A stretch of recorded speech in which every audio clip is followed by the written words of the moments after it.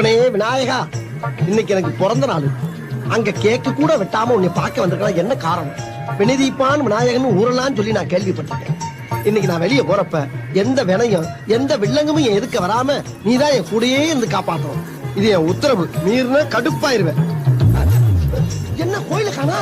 என்னடா அது அதிசயம்? ஓ, இந்த பக்கம் இருக்கா?